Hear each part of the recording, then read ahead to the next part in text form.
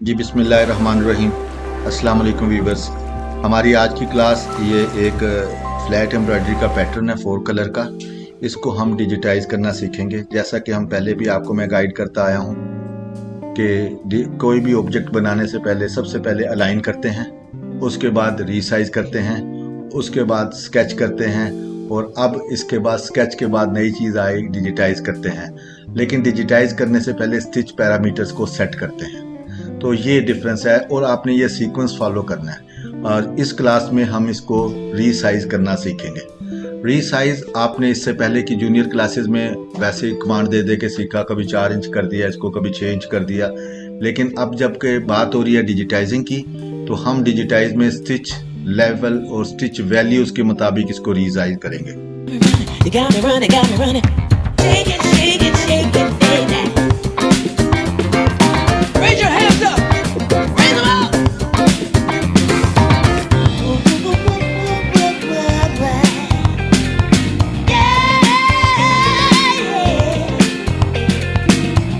जी, जैसा कि मैंने अभी इंट्रो में बताया कि ये आज की हमारी क्लास इस एक डिज़ाइन को रीसाइज करके डिजिटाइज करने की है। तो हम रीसाइज इसको करते हैं। रीसाइज करने के लिए कोई भी साइज आ गया आपके पास, नेट से आ गया। आपको पता है कि आपके पास जितने भी आर्ट वर्क्स आते हैं कोई ना कोई सोर्स होता है। इसको डिज़ाइन सोर्सिंग कहते हैं कि सोर्स आउट कहाँ से किया है इसको। उसके सोर्सिंग एक भी ये हो सकती है कि आपने नेट से डाउनलोड किया हुआ, जैसे ये एक सोर्स ये हो सकता है कि आपने कहीं से पिक्चर उठा ली हो, कैमरे से ले ली हो, ये कहीं बुटीक पर गए हो उसकी मॉडल पिक्चर शूट कर ली हो, ये किसी के पास वैसे घूमता फिरता फेसबुक से ऐड आ गया तो वो ये। और कुछ ऐसा भी होता है कि आपने फिजिकली सैंपल आपके पास है, उसको कपड़े को स्कैन किया तो फिर ये एंड रिजल्ट आपका क्या है, एक रास्टर ऑब्जेक्ट। रास्टर ऑब्जेक्ट क्या है, किसी भी किस्म की इमेज जो किसी भी सोर्स से आपको आती है, वो तस्वीर होती है, उसको हम कलेक्टिवली क्या कहते हैं, रास्टर ऑब्जेक्ट। रास्टर ऑब्जेक्ट, अब ये इसका तरीका ये नहीं है कि आप इसको 4 इंच कर दें, 6 इंच कर दें, 8 इंच कर दें आंखें बंद करके। हमने आज की क्लास में हमने इसको स्टिच लुक के मुताबिक ही रीसाइज करना है कि हमने डिज़ाइन बनाना है और लुक भी ये आए और साइज भी सेट करना है। अब आप अगर जो इस वक्त ये साइज का इसको बगैर साइज किए हुए बना देंगे तो लाजमी नहीं है कि लुक ही आएगी, और हो सकता है कि लुक ही आए लेकिन हो सकता है कि वो साइज वो नहीं बनेगा। हमने दोनों को मद्देनजर रखना है। सबसे पहले तो मैंने रीसाइज करना है। रीसाइज के लिए हमें स्टिच लेंथ को फॉलो करना होता है या कोई ना कोई सोर्स देखना होता है कि किस बेस पर हम इसको, जिसको पंजाबी में कहते हैं खुरा लगाना, यानी कोई हिंट ढूंढना है कि हम किस बेस पर इसको रीसाइज करें। कभी कभी तो क्लाइंट कहता है कि ये मेरा पूरा हेड है तो हम हेड को 330 के साथ जो भी डिवाइड कर लेते हैं। लेकिन यहाँ पर कोई ऐसा सिम्टम्स नज़र नहीं आ रहा, कोई इंडिकेट नहीं कर रहा कि मैं कहाँ से उठाऊँ, तो मेरे पास एक ही रेफरेंस रह गया कि मैं स्टिच को लेवल कर लेता हूँ। अब स्टिच को जब डीपली देखता हूँ तो स्टिच भी इतनी अच्छी रेजोल्यूशन नहीं नज़र आ रही कि ये आप स्कैन होता तो स्कैन में आपको बहुत सी चीज़ें नज़र आ रही होती, ये फ्लैट लुक आ रही है। अब आप इसको असेस भी नहीं कर सकते कि ये कौन सा स्टिच है और ये कौन सा स्टिच है। ये ऐसे आपने ब्लाइंड होके जस्टिफाई करना है इसको। आप जब भी इस किस्म की लुक, फ्लैट लुक आती है, ग्लोसी लुक आती है या बेवल लुक आती है, ये देख रहे हैं कि ग्रेन्स कहीं नहीं नजर आ रहे, कोई पैटर्न नजर नहीं आ रहा, तो 80% चांस है कि ये स्टिच साटन स्टिच से बनेगा। सैटन, सैटिन लफ्ज है, SATIN, सैटन। ये सैटन स्टिच है, ये पहला ये टाइप, ये इससे बनेगा। अब ठीक हो गया। और इसके बाद अब हमने एक सबसे पहले डिसाइड कर लिया कि ये इससे बनेगा। अब हम इसको रीसाइज करते हैं कि रीसाइज कितने में होगा। रीसाइज करने से पहले आपको स्टिच के बेसिक पैरामीटर आपको भी मैं गाइड कर दूंगा, एक छोटी सी वीडियो है, समझ जाएंगे। तो मशीन का जो स्टिच है कैपेसिटी के लिहाज से 0 से 12 mm तक चलता है। ओके, अब कल भी वो एक रेफरेंस इसलिए देता हूँ अल्हम्दुलिल्लाह कि जो बंदा इतना एक्सपीरियंस से सीखता है तो वो भी इस पे कंफ्यूज होता है। वो कहता है कि हमारे सर ने कहा कि 6 mm का टांका लगाते हैं और आप कहते हैं कि 11 mm का भी लगा देते हैं। कल टॉपिक हो रहा था ना ये, तो मैंने कहा जो वो जिसको मैं उस्ताद कहता हूँ ना, तो वो बेसिक वो रिसर्चर नहीं होता। उसने बस सुन सुना के एक लफ्ज रट्टा होता है कि 6 mm का चलाना है। उसने बच्चे को ये कॉन्सेप्ट नहीं देना होता कि 6 mm क्यों करना है, 7 mm का कर देंगे तो फिर क्या हो जाएगा, 9 mm का कर देंगे तो फिर क्या हो जाएगा, और यहाँ पर 7 mm का चलेगा कि 6 mm का चलेगा। ये चीज उसको ये होगा, पता होता होगा शायद थोड़ा बहुत, लेकिन एक्सप्लेन नहीं करते आमतौर पे। वो बस कहते हैं 6 mm का टांका लगा ले। अब यहाँ पर मैं वो रूट बनाऊंगा तो 6 mm का टांका लगाने से कुछ लुक आ सकती है। वैसे मशीन की सेटिंग्स क्या है, 0 से लेकर 12 mm तक का टांका चलता है। तो आइडियल लेंथ फिल स्टिच में कितनी होती है? 4 to 6 mm। तो जो मैक्सिमम जो स्टैंडर्ड लुक जब मैं कहूँ तो इसका मतलब है कि जो आमतौर पे जो ट्रेंड चल रहा है, तो क्या होता है 4 to 6 mm। या फिर ये स्टैंडर्ड लुक से मुराद वो होती है कि जिसमें आमतौर पे डिजाइन बनते हैं और मशीन बड़ी बैलेंस होकर चल रही होती है। जैसे स्टैंडर्ड साइजेज हैं, गारमेंट्स में स्टैंडर्ड साइजेस 3 होते हैं, स्मॉल, मीडियम एंड लार्ज, और कहीं कहीं एक्स्ट्रा लार्ज। तो आप जहां भी देखेंगे गारमेंट्स की शॉप पर यही होगा, स्मॉल, मीडियम, लार्ज, दरमियान में कुछ नहीं होगा। तो ये स्टैंडर्ड वैल्यूज आमतौर पे मार्केट में चल रही होती है। इसमें भी हमारी स्टैंडर्ड वैल्यूज क्या है फिल स्टिचेस में? 4 to 6। वैसे तो आप 4 के नीचे भी जा सकते हैं, 3 to 1 तक जा सकते हैं, और 6, 7, 8, 9, 10 तक जा सकते हैं, 11 तक भी जा सकते हैं, इवन के 12 तक जा सकते हैं। इसी तरीके से आउटलाइन स्टिचेस ये किनारे पे जो लगती हैं, अब ये आउटलाइन स्टिच इसकी वैल्यू थोड़ी सी डिफरेंट रखते हैं। इसको 3 to 4, इसको क्या रखना है 3। ये एक बैकबोन है आपकी ट्रेनिंग की, आप ये याद रख लें। लेकिन साथ में मैं एडिशन ये कर रहा हूं कि 3 to 4 फाइनल नहीं है, 5, 6, 7, 8, 9, 10, 11, इवन के 12, और नीचे जाना चाहे 4, 3, 2, 1, ये सब चीजें लग सकती हैं। लेकिन आपके पास ये सेंस होनी चाहिए कि ये कब लगेंगी और कब नहीं लगेंगी। ओके, और ये हमने इसमें सीखना होता है। अभी मैंने आपको सिंपली बताया कि ये फिल स्टिच की बात कर रहा हूँ, फिल स्टिच ही हमने बनाना है, तो इसमें मैंने कहा 4 to 6। कोई मुश्किल तो नहीं लग रहा? 4 to 6, ठीक है, आपने याद रखना है। लेकिन हमने बाद में डिजाइन की वैल्यू के मुताबिक भी सेट करने हैं। अब मैं इसको असेस करता हूँ। ये सारी चीजें जो अभी मैंने बोली हैं ये अपने माइंड में रखें। अब मैं कहीं सवाल पूछूंगा या कुछ करूंगा, आपको याद होना चाहिए। अब मैंने इसको असेस किया, एम शॉर्टकट है मेजरमेंट टूल की, एम किया और इसको मैंने यहां मेजर किया। अब ये कहता है कि 5 mm, ठीक हो गया। इसका मतलब है कि वो कहता है कि एज इट इज आप बनाएंगे तो आपको यहाँ पर तकरीबन 5 mm का स्टिच काउंट करेगा। ओके, मैंने ठीक है, मैंने कहा गुड।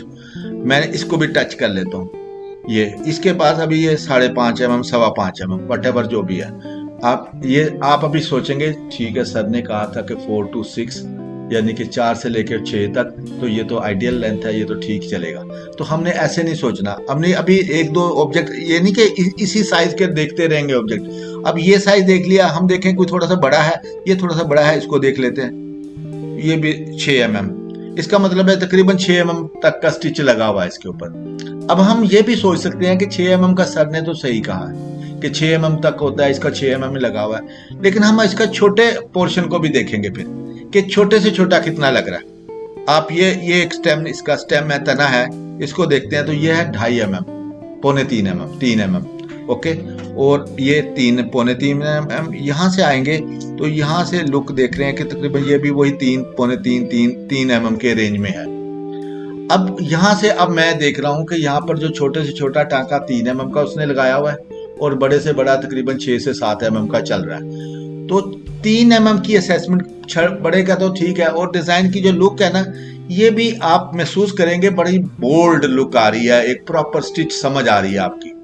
तो अगर जो आप असेसमेंट करें मेजरमेंट की, तो 3 mm आपका जो इतना फिंगर का गैप है, ये इतना होता है। या फिर इसको प्रॉपर सीखने के लिए आपको समझाता हूँ अक्सर मैं, ये लैपटॉप के यहाँ पर एक सीक्वेंस आप ले जाए फैक्ट्री से, या ये टंगा हुआ इधर से काट लें, ठीक है, एक जोड़ लें, एक जगह 2 साथ साथ रख के 2 जोड़ लें, और एक जगह 3 साथ साथ, एक जगह 4 साथ साथ रख के।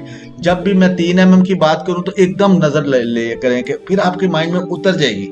जैसे कि मैंने उसके वो मिनट्स लिखे हुए थे, उसमें मैंने कहा कि हम असेस करते हैं, कुछ लाजमी नहीं होता कि उसको नापते हैं। जैसे कि मेरा चाय का कप रखा हो तो मैं 4 चम्मच चाय का डाल दूंगा, तो सबने कानों को हाथ लगा लेना है कि इतनी शुगर। तो अगर जो मैं हाफ चम्मच लूंगा तो आप कहेंगे बड़ी लाइट शुगर ली है। आपको कैसे पता चल रहा है? क्योंकि आपको एक असेसमेंट है कि 4 चम्मच शुगर से कितनी मिठास होती है। और आधे जैसे खवातीन होती घर में, शेफ कुकिंग करती हैं, जैसे उनको असेसमेंट होती है कितनी मिर्चें से कितना टेस्ट आना है, कितना फ्लेवर आना है। ये असेसमेंट होती है अच्छे शेफ की कि वो कैसी रेसिपी मैनेज करता है। इधर भी ये रेसिपी, इधर भी आपकी असेसमेंट काम करनी है कि आपने देखना है कि ये क्या होगा। आपने अगर जो 3 mm सोचा मैंने, तो आप कहें ये तना तो बड़ा बोल्ड नजर आ रहा है और अच्छी लुक, ये विजिबल लुक आ रही है जरा, तो अगर जो 3 mm का लगा दूंगा तो वह ये लुक ये देगा, और 5 mm की लुक आएगी तो मैक्सिमम ये आएगी। तो ये तो टोटल डिजाइन अगर जो मैं ओवरऑल कैलकुलेट करता हूँ, ये ये देखें तकरीबन 1.5 इंच में होगा, इतना इतना ये डिजाइन होगा। आप बताएं कि इसमें बॉर्डर की क्या लुक आएगी। समझ गए मेरी बात। अब कहेंगे मैंने ये नहीं कहा कि 1.5 इंच का बॉर्डर नहीं होता। अगर जो आप सिर्फ इस पत्ते से बॉर्डर बनाना चाहें तो ये 1.5 इंच का भी बन सकता है, 1 इंच का भी बन सकता है। लेकिन इतना कंपोज्ड बॉर्डर तैयार कर रहे हैं तो फिर तो 1.5 इंच का इसके साथ ज्यादती हो जाएगी। कंप्रेस होके ये इतना सा रह जाएगा 1.5 इंच। मुझे यहाँ से इस वक्त भी 1.5 इंच है, लेकिन आप कह रहे हैं सच 1.5 इंच। भाई कंप्यूटर की स्क्रीन पे असेसमेंट और तरीके से करते हैं। ये रेशियो बड़ी जूम लेवल की है। 1 करूंगा तो आप बहुत लेस जाकर आप देखेंगे तो उस वक्त आपको पता चलेगा कि ये 1.5 mm कितना है, या आप वैसे असेस कर लें कि 1.5 mm कितना है। और 1.5 mm होता है, मुनासिब ही है, लेकिन इसमें कितने ऑब्जेक्ट डाल रहा हूँ, 1 2 3, ये देखें ना, 3 4 5 6 7 8 ऑब्जेक्ट, यानी कि 8 ऑब्जेक्ट 1.5 इंच में कवर करने हैं, तो एक ऑब्जेक्ट के हिस्से में जगह कितनी आएगी। ये थोड़ी सी सेंस डेवलप कर रहा हूं आपके अंदर। तो मैंने ये सोचा कि 3 mm का है तो लग रहा 3 mm और 5 mm। अब आपको वैल्यू का अंदाजा होगा। 3 mm 1 इंच में 25 mm होते हैं। 1 इंच का पोर्शन बनाने के लिए 25 mm होंगे। 3 इंच में कितने आएंगे, वो इतने 3 mm में इतने। तो इसको हम अवॉइड करेंगे। इसको आमतौर पर ऐसा स्टेम, विजिबल स्टेम कम से कम कोशिश करें कि 6 mm के अंदर मैनेज हो। ये एक्सपीरियंस जो जिसको कहते हैं ना असेसमेंट, ये होती है। ऐसा स्टेम 6 इंच में मैनेज हो तो, और इसका मतलब है कि डबल हो जाएगा। तो अगर जो ये 5 था तो ये इसको डबल करूंगा तो ये 10 इंच हो जाए। ये गैस कर रहा हूं ना ये। अब मैं कह रहा हूँ 10 mm तो ठीक है। 10 mm का मतलब होता है कि बड़ी प्रोमिनेंट लुक होगी और बड़ा अच्छा लुक आएगा। और ये एक लुक आ रही है कि डिजाइन में स्प्लिट नहीं है। डिजाइन में स्प्लिट नहीं है, यानी कि स्प्लिट करना के मतलब ये होता है कि ये एक कागज है, इसको कहीं एक जगह पे एडजस्ट करना चाह रहा हूँ, नहीं आ रहा तो इसको मैं 2 पार्ट में कर दूंगा। ये अब ये मैंने स्प्लिट कर दिया 2 हिस्सों में, ये खुद से इंसर्ट हो जाएगा कहीं। अगर जो इस तरह भी नहीं हो रहा तो मैं इसको 4 पार्ट में कर, ये स्प्लिट कर रहा हूँ इसको मोर मुख्तलिफ पोर्शन में। तो हम इसको जब आप लंबा स्टिच चला देते हैं ना, अगर जो स्प्लिट कर देंगे ना आप, 20 mm का टांका भी, जबकि मैंने अभी कहा कि नहीं लगता, लेकिन 20 mm का स्पेस पे अगर जो टांका कवर करना है ना तो वो मैं स्प्लिट कर दूंगा, यानी कि 8-8 के अंदर रहते हुए 8 8 और 8, तो ये 24 हो गए। तो टांका 20 का तो क्या लेगा, 7 7 और 7, और हो सकता है ऐसा ले, एक 7 दूसरा 7 और तीसरा 6, यानी कि 20 mm में डिवाइडेड हो गया। तो इस तरीके से टांका सेट कर देगा। लेकिन हमने इसमें स्प्लिट नहीं करना, क्योंकि इधर स्प्लिट का इंप्रेशन नजर नहीं आ रहा। स्प्लिट का इंप्रेशन क्या होता है, ये अगर मैं इसको देखता हूं, ये इंप्रेशन स्प्लिट का है, ये वाला। अब ये ग्लॉसी और फ्लैट लुक दे रहा है, यहां स्प्लिट नहीं है। अब इसकी लुक कौन सी देनी है, ये वाली। तो इसका मतलब है कि अब आपने स्प्लिट नहीं देनी इसके ऊपर। तो अब आप उसको असेस करें, साथ क्लाइंट का भी ख्याल रखें बेचारे का, वो क्या कहना चाह रहा है। आप अपनी असेसमेंट भी करें कि आपने ये इसको सोच लिया कि यार ये मैं 10 mm के अंदर स्टिच लगा लेता हूँ। आम बंदा कहेगा यार 10 mm का स्टिच, ये तो लंबा हो जाएगा। उसको ये सेंस नहीं होता। डिजाइन की जो लैंग्वेज है वो तो समझेंगे तो इसमें 10 mm का ही आएगा, 8 mm का लगा लें। और बहुत सी मैं अभी आपको समझाता हूँ। देखिए मैंने आपको कहा कि 10 mm का स्टिच, समझ आ गई ना मैंने कैसे एवेल्युएट किया। ये रिकॉर्डिंग है, मैं दे दूंगा, कोई मसला नहीं। ये मैंने अज्यूम किया, ये था सबसे बड़ा पोर्शन, ये रखें टेढ़ा है, इधर रख के मैंने सीधा ऐसे किया, इधर इसको इसके ऊपर ट्रस्ट नहीं करना कि ये क्या है, इसको बाहर निकालना है, इसको मैंने सीधा करना है, ये सीधा पैरेलल, ये किया। अब इसको मेजर किया, देखें पहले और कोई पैमाइश बता रहा था, अब मैंने सीधा। जब भी पैमाइश करनी है आपने इस तरीके से सीधा करके करनी है, या वर्टिकल करके या हॉरिजॉन्टल करके। अब ये 5 mm का बता रहा है, तो मैंने कहा 5 mm आप असेसमेंट भी कर लें कि 2 सीक्वेंस साथ जोड़ेंगे वो 6 mm बन जाते हैं, तो इसके पोर्शन का बनेगा तो कुछ भी नहीं होगा। इधर मैं अज्यूम कर लेता हूँ 10 mm, मैंने 5 mm नहीं रखना, इसी को लाइन को पकड़ के, इसी लाइन को, क्योंकि मैंने अब इसके ये सारा डिजाइन इस लाइन की बेस पे सेट करना है, इसको पकड़ के मैं 10 mm रख लेता हूँ। और ये परसेंटेज ये बता रहा है कि इतने % बड़ा कर दें, ये पहले समझा दिया हुआ मैंने आप लोगों को। कंट्रोल C और इमेज को पकड़ूंगा और यहाँ पर रख दूंगा और कंट्रोल V और एंटर कर दूंगा, ये बढ़ गया और ये बढ़ गया। और अब मैं देखता हूँ कि अब क्या सीन चल रहा है। अब इसको मैं मेजर फिर दोबारा करूंगा, अब दोबारा करूंगा M, ये किया। अब यहाँ आ गया 10 mm का स्टिच, ठीक है। अब ये पैनल जो सा है ये आ गया आइडियल 5 या 6 mm का, ठीक है। अभी कभी कभी मैं सोचूंगा यार ये 6 mm का आ रहा है, ये थोड़ा सा बड़ा है, बड़ा लग रहा है कि ये मैं चाहता हूँ कि ये 5 या 4.5, 4, 5.5 के अंदर आए, तो मैं इसको अज्यूम कर सकता हूँ कि यार थोड़ा सा छोटा कर लूँ। क्या कहूँगा, थोड़ा सा छोटा कर लूँ। जब आप ऐसा लफ्ज इस्तेमाल करेंगे ना, तो वो आपने और कुछ नहीं करना, इधर आकर कंट्रोल ए पकड़ना है, कंट्रोल ए करना है कि सब कुछ सिलेक्टेड, जो भी चीज नजर आ रही है वो ब्लाइंडली आपने सिलेक्ट कर ली, और यहाँ इसको थोड़ा सा 10% होता है। अब मैंने आपको खुद ही लैंग्वेज दे दी है, जब भी आप कहें थोड़ा सा करना है तो इसको 10% छोटा करना है। कैसे करेंगे, 90 कर देंगे। अब ये 10% छोटा कर दिया मैंने, समझ आ गई मेरी बात कि 90 को। अब मैं इसको मेजर करता हूँ। अब देखें, अब वो क्या कह रहा है, 9 mm। मैंने कहा ये गुड, ये तो स्टिच 9 mm भी गुड है, 10 भी गुड था। लेकिन अब मैं इसको देखता हूँ, अब इसको कितना हो रहा है, अब ये 5, 4.5, 5, दिस इज आल्सो गुड, ठीक है ना। अब कभी कभी ऐसा होता है कि कस्टमर कहता है कि नहीं यार इसको थोड़ा सा स्टिच इसको और छोटा कर दो, तो मैंने इमेज को नहीं छोटा करना। बाज का कहते पत्ते तो ठीक हैं, ये टहनी को बारीक कर दो, मैं वैसे ही समझा रहा हूँ। तो आपने ये पत्ते ऐसे बनाने और टहनी बनाते वक्त थोड़ी सी रिड्यूस कर देनी है, बस टहनी पे जाके थोड़ा सा खुद अंदाजे से छोटा कर देना है, अदरवाइज कलेक्टिवली करेंगे तो सारा ही छोटा होता रहेगा। अब ये मैंने सीख लिया, अब ये मैंने कर लिया। अब मैं देखता हूँ, क्लाइंट पूछता है यार कितने का बॉर्डर बना रहे हैं आप, तो आप उसको कैसे बताएंगे। आप ये नीचे की बॉटल लाइन टच करेंगे, ऊपर की टच करेंगे, और एम करके इसको करके यूं बताएंगे, यूं आप कहेंगे तकरीबन 2.5 mm का, तो this is also good. 2.5 mm, 2.5 inch का। अब 2.5 इंच नॉट बैड, नॉट बड़ा इतना, लेकिन वो कहेगा यार 2.5 mm का तो छोटा है, 2.5 इंचज का। 66 mm में कितने इंचेस हुए। आप अगर जो कंफ्यूज हो रहे हो, फर्ज करें फिर इधर से कर लें, यूएस को कर लें यहाँ से। अब नहीं, अब ऐप मैट्रिक में चला गया, यूएस में, अब इंचेस में बताएगा ये। अब वो कह रहा है, ये वो कहता है 2.6, यानी कि तकरीबन 2.5 इंच हो गया ये। अब कस्टमर कहता है नहीं नहीं, मेरे लिए तो ये 2.5 इंच नहीं, जो मैंने डिजाइन बनाना ना उसमें मैंने 3 इंच का बॉर्डर देना है। तो आप इसको फिर क्या कहेंगे, फिर उसको यहाँ आ जाएंगे दोबारा। आपने यहाँ से नहीं 3 इंच करना है, क्योंकि 3 इंच की फिक्स वैल्यू है, उसने आपको बताया है कि 3 इंच करना है। तो मैं इसको दोबारा एक लाइन दूंगा यहाँ से, अब धागे को नहीं दूंगा, अब बॉर्डर की बात कर रहा है। अब उसने ये नहीं करना कि कहा चाहिए 6 mm का टांका लगाना है, उसने कहा कि मुझे 3 इंच का बॉर्डर देना है, बनाना है, या आपने देखा डिजाइन में 3 इंच का बॉर्डर सेट करना है। मैंने इस तरह इसको हाईलाइट किया। ये जो मेथड सिखा रहा हूँ इंशाल्लाह ताला, जो इसको आपने समझ लिया तो आप सारे स्टिच सेट कर लेंगे आप इजीली। आपको इसमें समझ ना आएगी तो दूसरे में आ जाएगी, तीसरे में आ जाएगी, लेकिन विद इन दिस मंथ सितंबर आपको माशाल्लाह बहुत अच्छी ये स्टिच सेंस आ चुकी होगी। और अगर जो आप पूरे महीने में भी स्टिच सेंस ले चुके होंगे तो मेरी तरफ से कामयाब है। आपने हाइट देखी, हाइट इस वक्त यहाँ पर बता रहा है तकरीबन 2.5 इंच। तो कस्टमर ने क्या कहा, तो 3 कर दे। अब मैंने mm में नहीं रखा हुआ, मैंने क्योंकि इंचेस की बात कर रहा है वो आपसे, मैंने 3 रख के और यहाँ परसेंटेज कॉपी की, कंट्रोल C और कंट्रोल ए करता हूँ कि कोई आप पकड़ते वक्त कोई चीज रह ना जाए आपसे। आपने यहाँ लाकर कंट्रोल C किया और कंट्रोल A किया, ये कंट्रोल A, और ये परसेंटेज यहाँ ला के रख दी और एंटर कर दिया। अब देखें, इसको एक बार असेस करें। अब कितनी बन गई बॉर्डर, 3 इंच। अब आप इंचेस वाली गेम आपकी खत्म होगी। अब मैं जब स्टिच की बात करूंगा तो मिलीमीटर में ही बात करूंगा, तो मैं यहाँ से यूएस में जाकर फिर मैट्रिक कर देता हूँ। अब फिर मेरा स्केल मिलीमीटर में चला गया।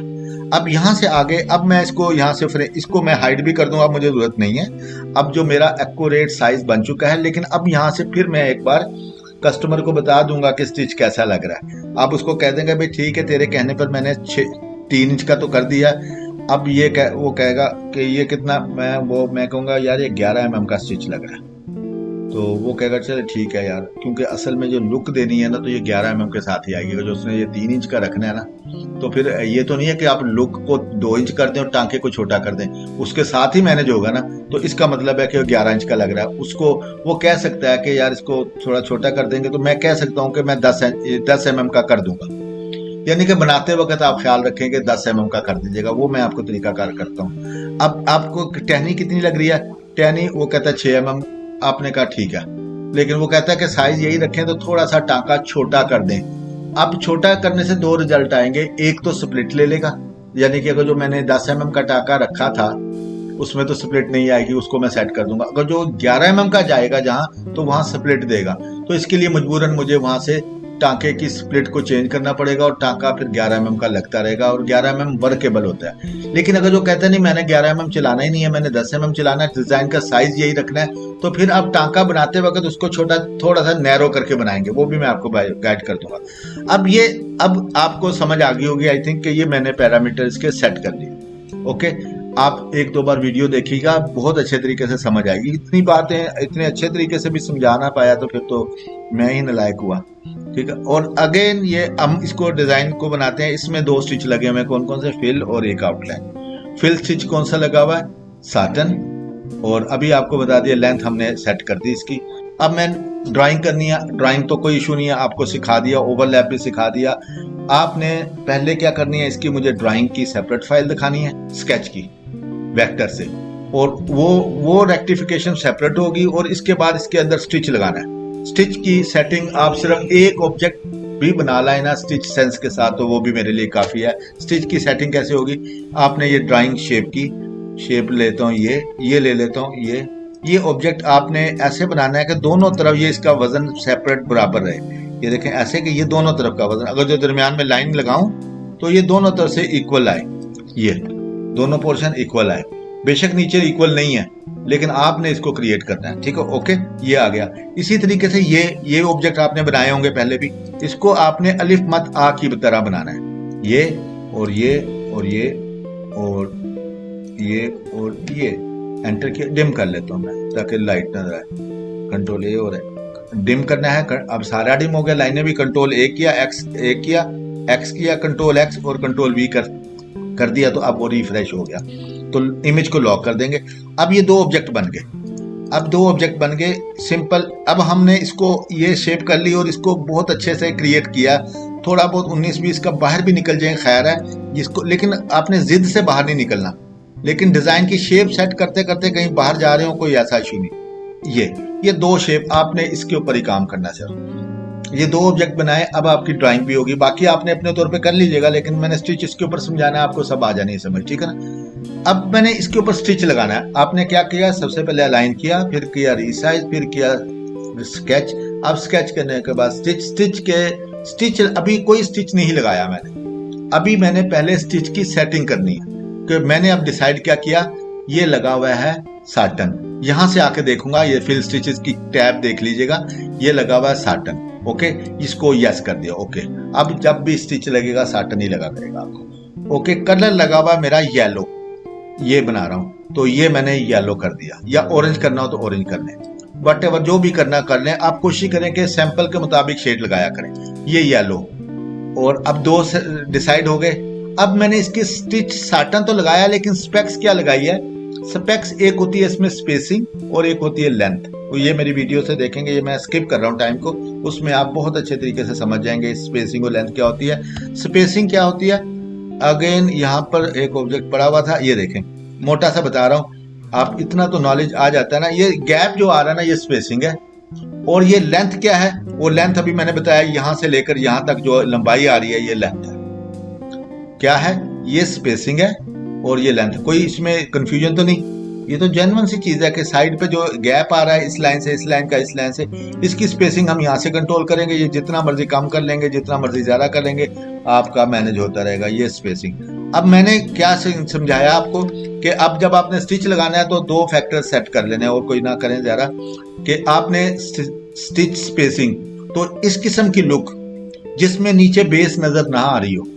ये देखें, व्हाइट कपड़े के ऊपर बना हुआ है, सपोज कागज के ऊपर, लेकिन ये धागा लगने के बाद नीचे बेस नजर नहीं आ रही, तो ये आपका 6.6 2.7 तक का हो सकता है। इसमें कोई 100% फिगर कोई नहीं देता। आप ये 0.6 और 0.7 का लगाएंगे तो इसी किस्म की लुक आएगी।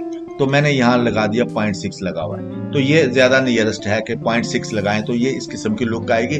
लेकिन 7 भी लगा लेंगे तो वो स्टिच जो लगेगा वो उससे बेस नजर नहीं आएगी। लेकिन 0.8 या 9 करेंगे तो नीचे बेस रिफ्लेक्ट करेंगी हल्की हल्की, तो वो अभी आपने नहीं, कुछ नहीं करना इसमें। एक तो मैंने स्पेसिंग सेट कर दी। अब मैंने कहा लेंथ आपने इसकी यहां से सेट करनी, इसको चेक कर देना है, ऑटो स्प्लिट को चेक कर देना, इसकी डिटेल बाद में समझाऊंगा। इसको मैंने लेंथ कर देना है 10, यानी अब जब तक 10 टांका लगाएगा तो वो इसी तरीके से रेगुलर स्टिच लगता रहेगा, लेकिन जहां जरा सा भी बढ़ेगा तो वहां स्प्लिट का निशान आ जाएगा। तो आप चाहें तो उसको रख लीजिएगा, चाहें तो आप उसको भी कंट्रोल कर सकते हैं। तो मैंने 10 का स्टैंडर्ड सेट कर दिया और इधर एक मिनिमम स्टिच सेट करते हैं। 0.8 नॉर्मली लोग करते हैं, लेकिन आप अपनी जरूरत के मुताबिक 0.1 भी 1 mm भी कर सकते हैं और 1.2 भी कर सकते हैं और 0.7 भी कर सकते हैं। इसकी भी सेंस थोड़ा सा नेक्स्ट स्टेप में आपको गाइड करूंगा। लेकिन अब मैंने ये सेटिंग कर दी, एंटर कर दिया। इस वक्त मैंने सेटिंग कर दी कि साटन स्टिच लगेगा, ग्रीन कलर का लगे, येलो कलर का लगेगा, 60 की स्पेसिंग से लगेगा और 10 mm की लेंथ से लगेगा और बड़े से बड़ा स्टिच 10 mm लगेगा, छोटे से छोटा स्टिच 1 mm लगेगा। और ये लिखा हुआ है साटन काउंट। साटन काउंट इस पे मैं रख लेता हूँ 3, फर्ज करें। वैसे नॉर्मल आपका होता है 1, लेकिन मैं रख रहा हूं इसलिए 3। मकसद है कि 3 या 1 का मतलब नहीं है, मतलब है कि साटन काउंट समझाना आपको। साटन काउंट यह है कि जब आप पेंसिल की लाइन लगाते हैं, कभी फीकी लाइन लग जाए तो हम क्या करते हैं, रिपीट करते हैं। फिर गहरी करने के लिए मजीद रिपीट करते हैं, बोल्ड करने के लिए 4-5 बार रिपीट करते रहते हैं, कागज ही फाड़ देते हैं।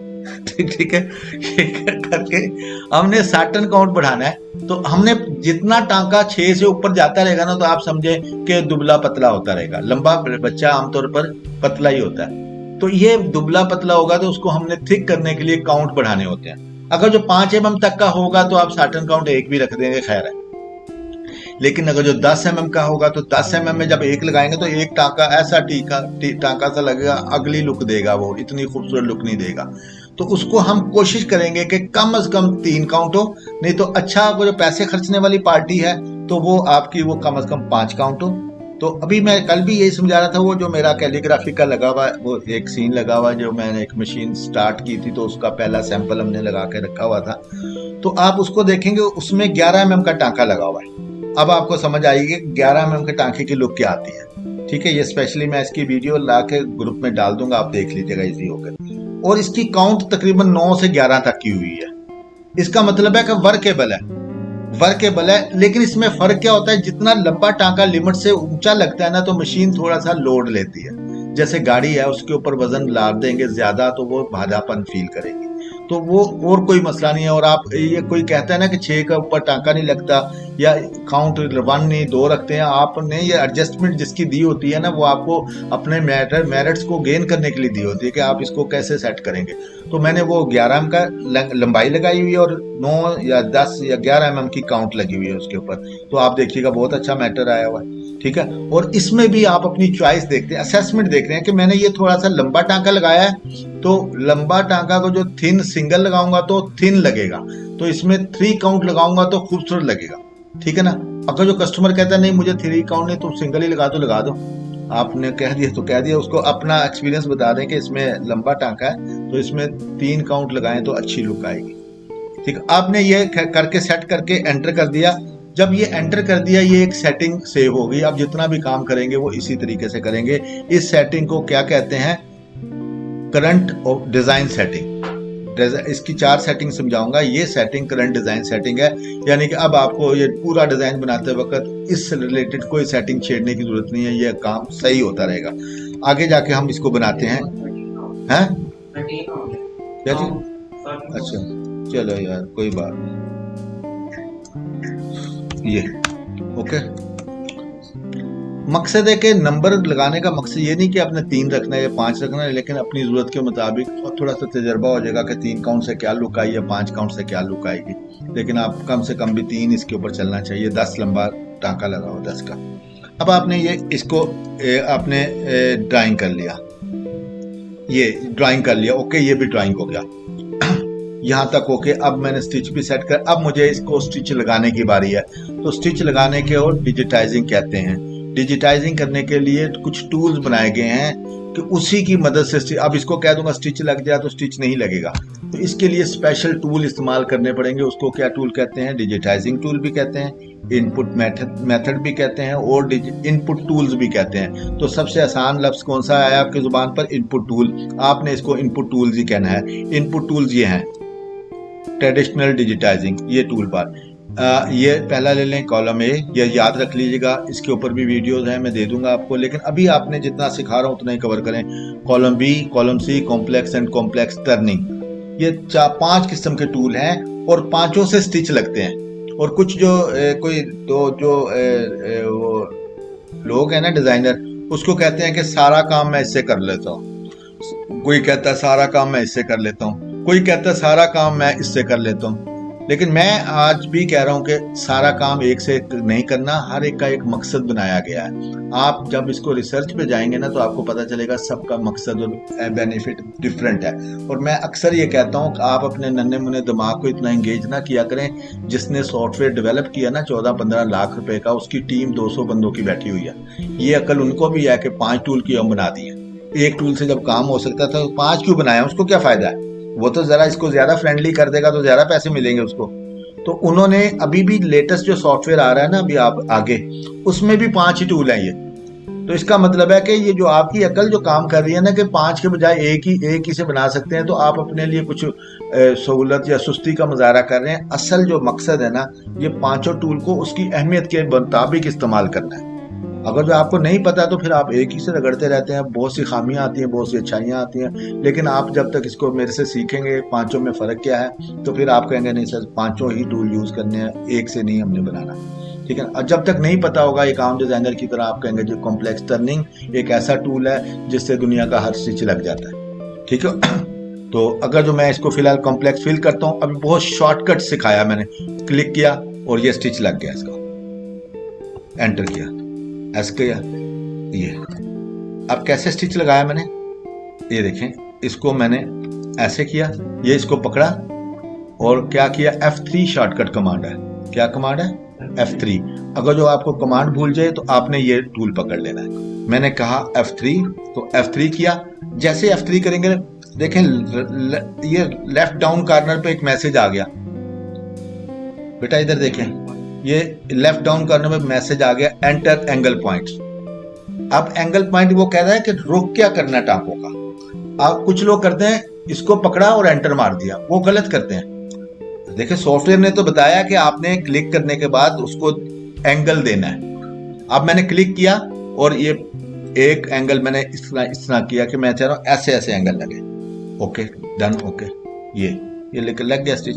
जैसे मैंने पहले आपको कहा था कि यूं पकड़ा और यूं कर किया, ये भी एंगल लगा देगा, लेकिन ये गलत है। आपने क्या करना है, जैसे मैंने इसको समझाया कि आपने उस तरीके से सीखना है। ठीक है ना। अब अगेन इसको पकड़ना है, तो इसकी बारी ग्रीन कलर है, तो अब आप सिर्फ कलर चेंज करेंगे इसका, बाकी चेंज नहीं करेंगे। इसको हम ग्रीन कर देंगे। अब इसको ऑब्जेक्ट को पकड़ा, वही मैं फिलहाल ये गलत टूल इस्तेमाल कर रहा हूं, लेकिन आप इसको कॉम्प्लेक्स टर्निंग पकड़ लें, इसकी बारी। यानी कि अभी मैं आपको डेफिनेशन दे दूंगा दोनों में क्या फर्क है। इसको कॉम्प्लेक्स टर्निंग पकड़ी, अब देखें इसमें जाली आ गई। असल में ये सिंबल है कि आपने इस बार कॉम्प्लेक्स टर्निंग यूज किया है। देखें पहले नेट नहीं आया था, तो इसका मतलब है कि अगर जो दोनों में नेट आ जाता तो फिर दोनों में कंफ्यूजन होती कि कौन सा कॉम्प्लेक्स टर्निंग था कौन सा। अब कॉम्प्लेक्स टर्निंग यूज किया, उसमें कॉम्प्लेक्स ही है, उसमें जाली नहीं आई थी। अब ये देखें नीचे मैसेज आ गया, फिर एंटर एंट्री पॉइंट। पहले वाले का क्या मैसेज आया था, एंटर एंगल पॉइंट। इसका मतलब है कि वो कहता है ज्यादा नखरे करने की जरूरत नहीं, सीधे एंगल लगाएं और आपका काम तैयार है।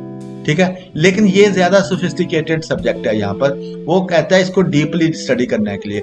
अब आपको मैं बताऊं, जिसमें ऑब्जेक्ट में कर्व या थोड़ी सी भी लहर या थोड़ा सा मोल्ड होता है, उसको किससे बनाना है, कॉम्प्लेक्स टर्निंग से। जिसमें स्ट्रेट लेवल होता है तो उसको किससे बनाना है, कॉम्प्लेक्स। अब देखें इसमें स्ट्रेट लेवल है, ये सीधा, ये क्लिक। इसमें वैसे तो इधर से ऊपर ये छोटा ऊपर ऐसे है, लेकिन ये अंदर से खम कहीं नहीं है।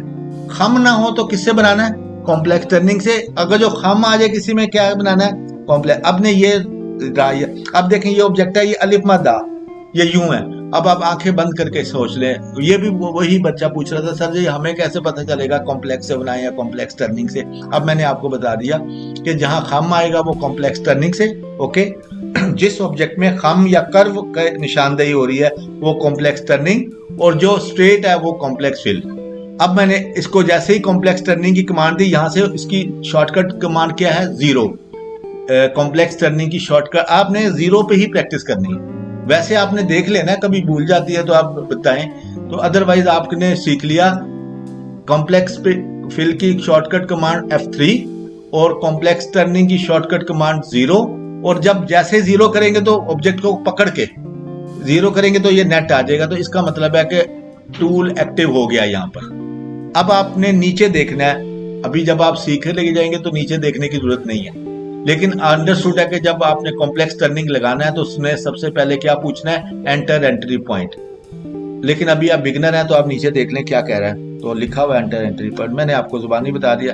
एंट्री पॉइंट मीन के वो कहता है कि ये जब डिजाइन बना रहे हैं ये, तो ये आप इसको धागा कहाँ से मशीन स्टार्ट करवाना चाहते हैं। आगे जाके हम मजीद सीखेंगे कि जब ये ऑब्जेक्ट बन के यहाँ खत्म हुआ तो इधर से ये शुरू होगा ना, या इधर से शुरू हो जाएगा। ये इसने काम खत्म किया, तो खत्म करने के बाद ये बाहर गेट के ऊपर खड़ा होगा, तो गेट इसका डेफिनेट हम लाइक करेंगे, इसका एग्जिट यहां से आए। आगे जाके इसको भी मेंट कर लेंगे। तो मैं इसको कर लूंगा, तो मैं इसको कह दूंगा कि यहां से एंटर करें। आप देखें लुक कहीं चेंज नहीं हुई, लेकिन जस्ट मैसेज चेंज हो गया नीचे से। वो कहता है एंटर एग्जिट पॉइंट। तो अब वो कहता है कि इसको निकालना कहां से है। तो मैंने निकालना कहां से है, आप बताएं साहब। इसको एग्जिट पॉइंट कहां देना है, इससे आगे जो मोटिव बनेगा। हाँ शाबाश, ठीक हो गया। इसका मतलब है कि एग्जिट वहां रखना है जहां हमने आगे एंट्री देनी है। अब मुझे मेरे ज़हन में है कि अब ये बनाने के बाद मैं ये वाला ग्रीन बनाऊंगा, तो मैं एग्जिट यहाँ नहीं दूंगा, ना यहाँ दूंगा या ना मैं इसके नियरेस्ट इसको कहूंगा यहाँ से निकलेगा और ये नेबर बन जाएगा इसका। तो मैं इधर इंडिकेट कर दूंगा यहाँ एग्जिट पॉइंट दे। ओके, अभी भी कुछ नहीं आया, देखें चेंज, बस उसने मैसेज चेंज किया है, enter point, enter angle point. अब वो कह रहा है एंगल पॉइंट। देखें कॉम्प्लेक्स फिल में एंगल पॉइंट का मैसेज नहीं दिया था, उसने सिर्फ एक ही मैसेज एंटर एंगल पॉइंट। अब एक ही एंगल देंगे तो ऑब्जेक्ट को कंप्लीट करके छुट्टी हो जाएगी उसकी, लेकिन इसमें आपको मल्टीपल टाइम पूछता रहेगा। इसका मतलब है कि जब कर्व ऑब्जेक्ट बनाते हैं उसके लिए कॉम्प्लेक्स फिल लगाया जाता है, और जब उसमें एंगल सेट करते हैं एक से ज्यादा एंगल का इस्तेमाल होता है। अगर जो इसमें भी उसने कहा होता है ना कॉम्प्लेक्स फिल की तरह, इसमें भी एक ही एंगल इस्तेमाल करता है, तो एंगल के बाद दूसरा सवाल नहीं पूछता। मैंने कहा यहाँ पर ये यूं एंगल लगाए। अब देखें नीचे फिर मैसेज आ गया, फिर एंगल पॉइंट, फिर कह रहा है एंगल पॉइंट। मैंने कहा यहाँ पर मुझे तकरीबन यही सूट करता है। फिर कहता है यहाँ पर, मैं कहता हूँ यहाँ पर ये होता है ये। अब देखें मैंने जैसे जैसे ऑब्जेक्ट घूम रहा है ऐसे एंगल सेट किए हैं इसके। आपने एक एंगल और दूसरे एंगल एक जैसा नहीं लगाना, उसका फायदा नहीं है। इतना लंबा ऑब्जेक्ट भी हो ना 10 फुट का, उसमें भी एक ही एंगल लगेगा, लेकिन कर्व जितने भी आएंगे उसके नए नए एंगल लगेंगे। जहां डायरेक्शन चेंज करनी है एंगल की, आप देखें मैंने 3 एंगल लगाए। अभी भी वो पूछ रहा है एंटर एंगल पॉइंट। जब तक आप उसको कहेंगे नहीं कि यस ओके अब नहीं, तो एंटर कर देंगे तो आप कहेंगे कि इसका मतलब ओके। तो ओके किया तो किया, अदरवाइज वो एंगल मांग रहा है। देखें इस ऑब्जेक्ट की खूबसूरती देखें, निशान के साथ बता रही है। अगर जो यही ऑब्जेक्ट आप कॉम्प्लेक्स फिल से बनाएंगे तो आप देखें कहेंगे, आप जो बनाते हैं काम चोरी करते हैं, तो वो एंटर एंगल पॉइंट, मैंने जैसे ही एक एंगल दूंगा तो ये लग गया। आप वक्ती तौर पे कह रहे होंगे ये तो उससे भी आसान है, लेकिन टेक्निकली गलत है, क्योंकि इसके जो कर्व हैं उसने एंगल नहीं लिए दूसरे। हालांकि आप कह रहे होंगे इसमें चल जाता है ये ऑब्जेक्ट, लेकिन असूली तौर पर इसको नए एंगल देने पड़ते हैं, ज्यादा एंगल देने पड़ते हैं। वो इसको भी हम दे सकते हैं, लेकिन मकसद तो है, टाइम तो आपने जाया किया अपना, तो इसलिए बेहतर यह है कि हम इसको नए एंगल देना चाहें तो दे सकते हैं। कभी गलती से आप बना लेते हैं ये वाला ऑब्जेक्ट कॉम्प्लेक्स टर्निंग से, तो लेकिन इसको हम नए एंगल देंगे। फिर कंट्रोल एच, शॉर्टकट कमांड क्या है, कंट्रोल एच करके अब वो फिर वही सवाल कर रहा है एंटर एंगल पॉइंट। अब देखें आपने गलती से ये सोटा मारा था, इसके यहाँ लगा हुआ है, तो वो आपने एंटर करेंगे तो वो कहीं से कहीं लग जाएगा इसका। तो आप कंट्रोल एच किया, तो मैंने कहा एक एंगल यहाँ लगा दे, नहीं सॉरी, अब एच कर लेंगे तो आप सॉरी ये करके कंट्रोल एच किया, ये अब एक एंगल, ये वही तरीका दोबारा, ये अब ये देखें एट द एंड वो कान पकड़वा के आपका वहीं ले आया कि आप अब देखें मैसेज क्या बता रहा है, कॉम्प्लेक्स टर्निंग। यानी कि जब आपने उसको री एंगलिंग किया तो वो फिर उसी मोड में ले आया कि असल में ये ऑब्जेक्ट आपका कॉम्प्लेक्स टर्निंग से ही बनना था। अब आपने अपने वो लंबा रास्ता अख्तियार किया, पहले गलत बनाया फिर उसको सही किया, लेकिन इसका बेसिक टूल कॉम्प्लेक्स टर्निंग ही है। तो इस तरीके से आपने ये कॉम्प्लेक्स टर्निंग सीखा और कॉम्प्लेक्स फिल भी सीखा, और कोई इतना मुश्किल नहीं है। जिसको मुश्किल भी लग रहा है वो थोड़ा सा प्रैक्टिस करे, बिल्कुल जितने तरीके से मैंने गाइड करने की कोशिश की है ये बनाए। और आपका फोकस, मेरा सब स्टूडेंट का अभी भी यही है कि इसकी एक्सट्रीम स्केचिंग आपकी होनी चाहिए। पंचिंग कर लें जिस तरीके से 2 टूल समझाए हैं, कॉम्प्लेक्स फिल और कॉम्प्लेक्स टर्निंग। देखें ये भी कर्व है, ये भी कॉम्प्लेक्स टर्निंग से, ये भी कर्व कर्व कर्व कर्व। अगर मिसाल के तौर पे ये ऑब्जेक्ट बना रहे हैं, ये भी कॉम्प्लेक्स टर्निंग से। आपको लास्ट ये वैसे डेमो के तौर पे गाइड करके ऑफ कर रहा हूँ क्लास को। आपने बहुत अच्छी ड्राइंग करनी है। अभी ये मैंने एक्यूरेटली की टाइम शॉर्ट है मेरे पास, तो ये रीशेप लाजमी करना है, इसको सेट करके प्रॉपर इसकी मॉडिफिकेशन कर रहे हैं। और इसकी खूबसूरती क्या होती है कि ये वाला एरिया नैरो होता है और आस्ता आस्ता ब्रॉड होता है। इसको आपने ऐसे नहीं करना कि यहाँ से मोटा कहीं से छोटा, ये सिमेट्री ऐसे होती है, ये राउंड पूरा गुलाई होती है, इसको आपने ख्याल रखना है ये। और इसकी ये आपके ये ग्रेजुअली एक यहाँ से मोटा होगा थोड़ा सा, ये देखें, ये यहाँ से बारीक आस्ता आस्ता बढ़ता जा रहा है और बढ़ता बढ़ता ये इसका ये ड्योड़ा होता है। ये जितना इसकी कमर का साइज है इसे थोड़ा सा बोल्ड रखेंगे, बस थोड़ा सा 125% बड़ा कर लें, यानी कि इसकी चौड़ाई और इसकी चौड़ाई में तकरीबन ड्योड़ा या सवाया या 25% ऐड कर लें या 50% ऐड करके तकरीबन ये इसका सर जो हेड है ये थोड़ा सा बड़ा ही बनता है। जो छोटा बनाते हैं वो गलत बनाते हैं, लेकिन लोग बना रहे होते हैं। तो ठीक है, अच्छा ये अब मैंने इसको बनाना है अगेन वही, ये सिंपल वही है, कॉम्प्लेक्स टर्निंग से बनाएंगे। मैंने जीरो किया, नेट आ गया इसका, तो स्टार्ट किया ये और एंड किया बटर, कहीं भी होगा। अब एक जैसे जैसे ऑब्जेक्ट घूम रहा है, देखें जैसे जैसे ऑब्जेक्ट घूम रहा है मैं एंगल लगाऊंगा, ये सर इसका जिस तरह को निकल रहा है ना, आखिरी लाइन इधर से ऐसी लगानी है, जैसे इधर को मुंह है, आपने यहाँ आके खत्म नहीं कर देना, आपने आखिरी लाइन इसके सर के एंड के ऊपर यहाँ लगानी है और एंटर करेंगे तो ये ऑब्जेक्ट बनेगा। ठीक है, अब ये हमारी टोटल एक्सरसाइज थी आज की, और इंशाल्लाह आप इसको काम करेंगे तो आपको समझ आएगा कि हम पंचिंग कैसे करते हैं और ये ओवरऑल कैसे होगी। और इसको आपने ट्राई करना है। फोकस हमारा स्टिच सेंस थोड़ा सा वो दे दी, एक बनाए। और सबसे ज्यादा ये है कि आपने स्केचिंग को इम्प्रूव करना है, ओवरलैप्स मैनेज करना है, स्केचिंग को इम्प्रूव करना है।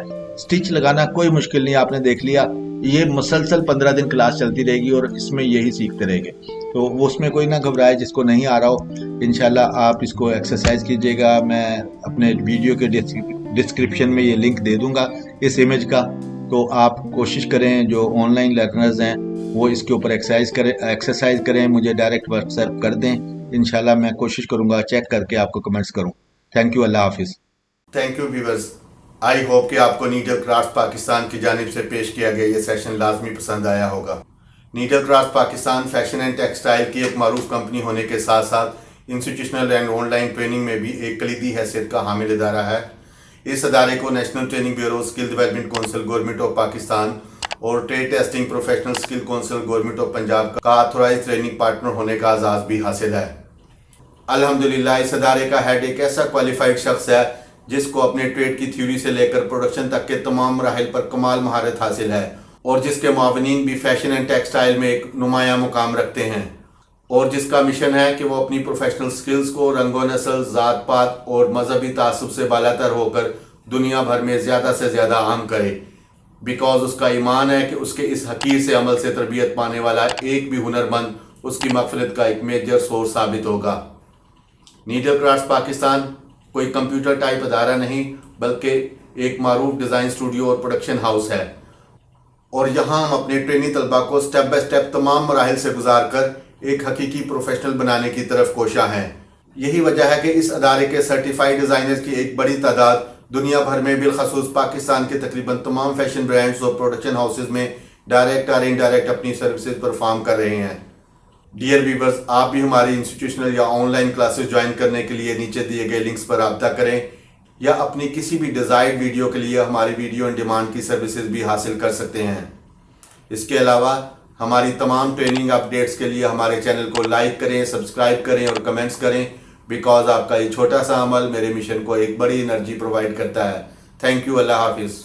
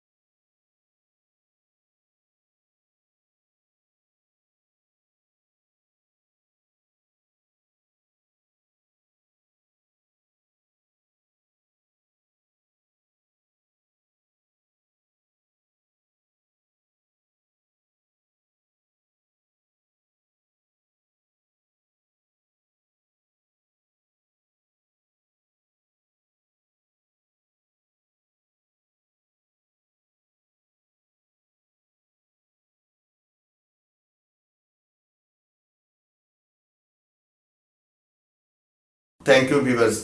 आई होप कि आपको नीडल क्राफ्ट पाकिस्तान की जानिब से पेश किया गया ये सेशन लाजमी पसंद आया होगा।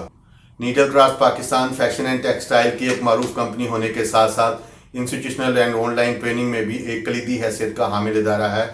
इस अदारे को national training bureau, skill development council government of Pakistan और trade testing professional skill council government of Punjab का ऑथोराइज ट्रेनिंग पार्टनर होने का आज़ाज़ भी हासिल है। अल्हम्दुलिल्लाह इस अदारे का हेड एक ऐसा क्वालिफाइड शख्स है जिसको अपने ट्रेड की थ्योरी से लेकर प्रोडक्शन तक के तमाम मराहिल पर कमाल महारत हासिल है और जिसके मावनीन भी फैशन एंड टेक्सटाइल में एक नुमाया मुकाम रखते हैं और जिसका मिशन है कि वो अपनी प्रोफेशनल स्किल्स को रंगो नस्ल, ज़ात पात और मजहबी तासुब से बालातर होकर दुनिया भर में ज़्यादा से ज़्यादा आम करे। बिकॉज उसका ईमान है कि उसके इस हकीर से अमल से तरबियत पाने वाला एक भी हुनरमंद उसकी मगफिरत का एक मेजर सोर्स साबित होगा। नीडल क्राफ्ट पाकिस्तान कोई कंप्यूटर टाइप अदारा नहीं बल्कि एक मारूफ डिज़ाइन स्टूडियो और प्रोडक्शन हाउस है और यहाँ हम अपने ट्रेनी तलबा को स्टेप बाय स्टेप तमाम मराहिल से गुजार कर एक हकीकी प्रोफेशनल बनाने की तरफ कोशा हैं। यही वजह है कि इस अदारे के सर्टिफाइड डिज़ाइनर्स की एक बड़ी तादाद दुनिया भर में बिलखसूस पाकिस्तान के तकरीबन तमाम फैशन ब्रांड्स और प्रोडक्शन हाउसेज में डायरेक्ट और इनडायरेक्ट अपनी सर्विसेज परफॉर्म कर रहे हैं।